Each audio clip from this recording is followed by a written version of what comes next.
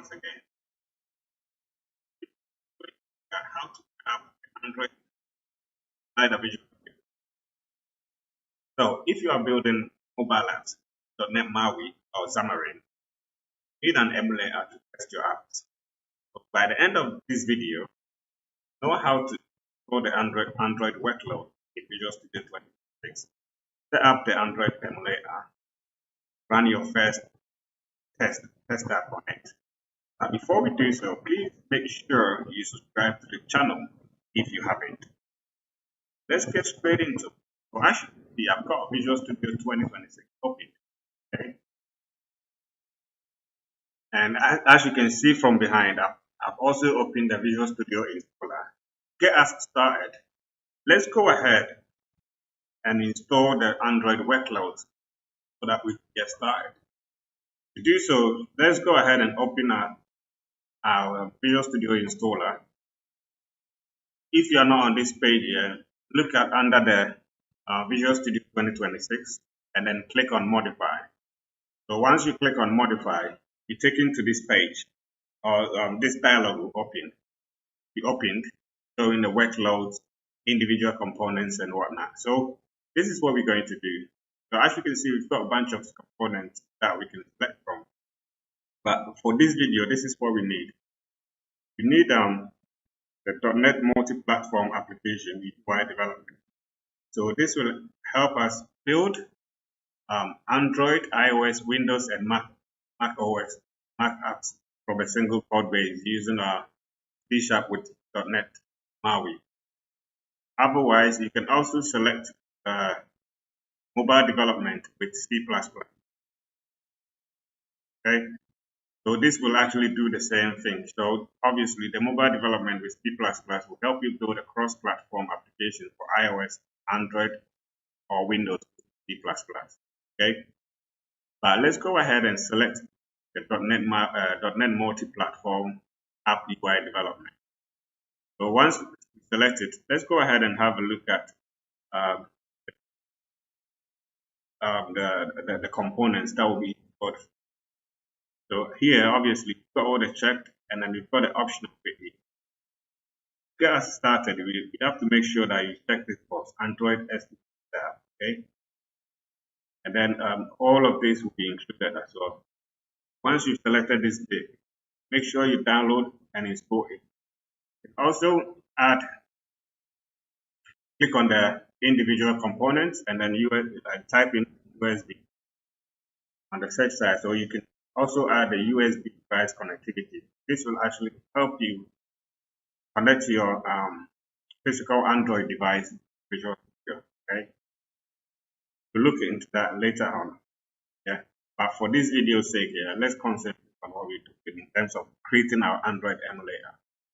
Okay, so once we actually downloaded and installed the necessary components, let's open our Visual Studio. So once we open our Visual Studio 2026, this is what we get. So let's go ahead and continue with our code.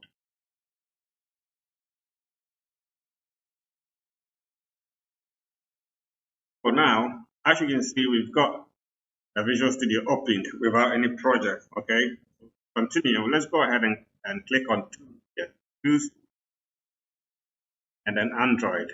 First, let's open the Android SDK Manager.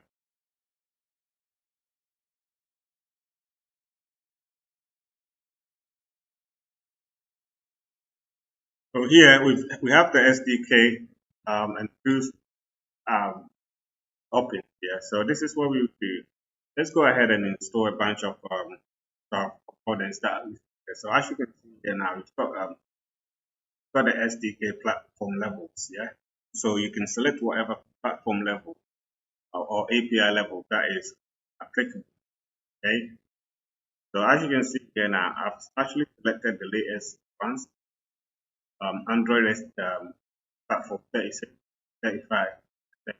That's actually make sure you select whatever that you want. Okay.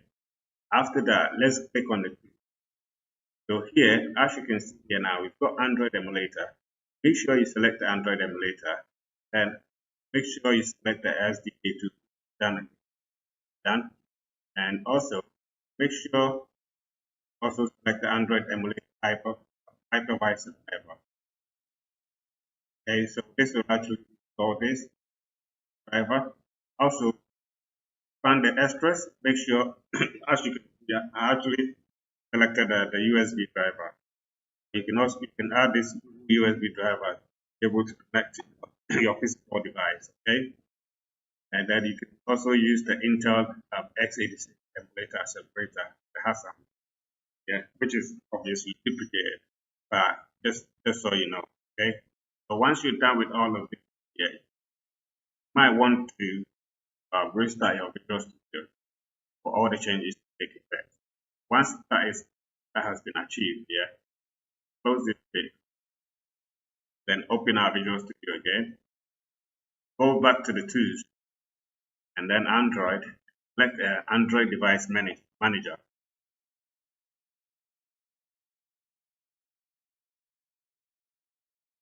So here, have the Android Device Manager that is being copied. So as you can see here now, I don't have any device whatsoever that is appearing here. So let's go ahead and add a new device. We could do so by right-clicking here. So if we right-click here, because we've got nothing here, there's nothing showing. So let's go ahead and click New. So this new device dialog will be opened. So we can select the properties that we need for our emulator, like the disk data partition size. So this is the 2D, and got a bunch of selected. So you can have a look properly. We're not going to look too much into this. So we can also set the RAM size. So I've set it to 1.5 gig. It is enough. So here we can also select the base device. So basically the base device is whatever Android device that we want to use, like tablet, TV, and whatnot. Okay. So here you can also select whatever Android device that you want. So let's go ahead and select something new. Let's Pixel code and see what actually comes out. Here, so as you can see, let's leave it as it is for this. So let's leave it at 7. 7. So this also comes with a obviously Android the Play Store. Okay, and the RAM size is 1.5. So let's go ahead and click on it. So this will actually download and install the emulator. So as we can see here now, we've got the emulator created for us. Obviously, we could have changed the name to something that is more recognizable for us, but it's not really important for this video. So let's go ahead and start our emulator to see what actually comes up. While we are actually starting our emulator, let's go ahead and click a very simple and create a very simple Android app. So new project.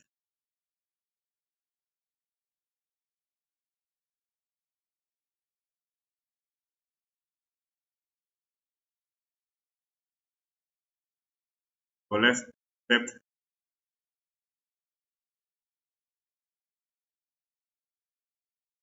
So let's select here on the project type here, we can select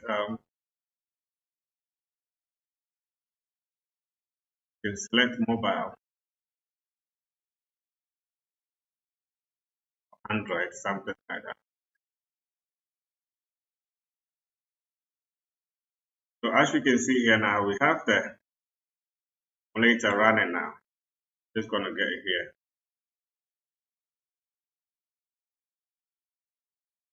So as you can see, the emulator is taking a bit longer to start.